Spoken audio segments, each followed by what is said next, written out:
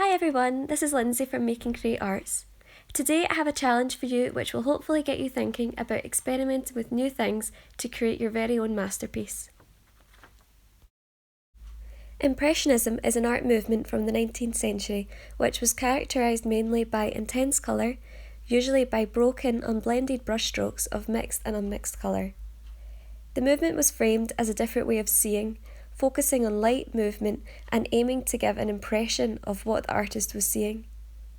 Claude Monet was one of the most famous Impressionists at the time. Sometimes the paint was applied impasto, which means laid in thick layers, and the point of not blending the paint, leaving it to overlap, created a bold effect which we're going to try to recreate today.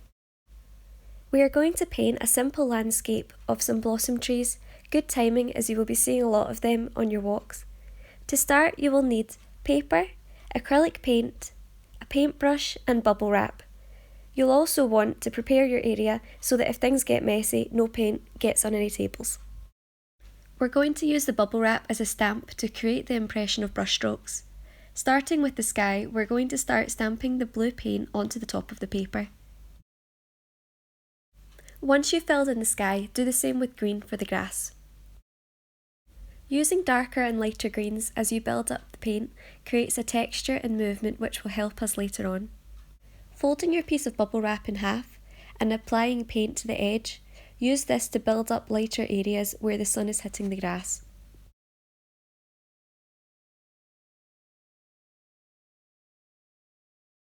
Next, we want to create depth.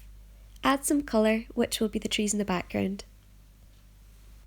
Draw out the trunks of your trees and feel free to use a pencil if you want to practice first.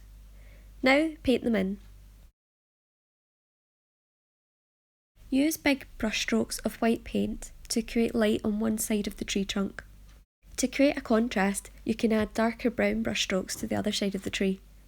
Use the bubble wrap with white and pink paint in layers to build up the blossom on the branches of the tree and the bushes in the background.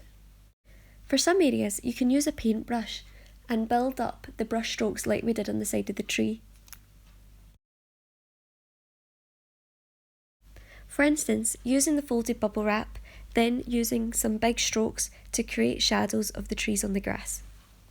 Building up the lights and darks with the big bold stamp of the bubble wrap and big brushstrokes, your painting will begin to look like something the Impressionists would be very proud of.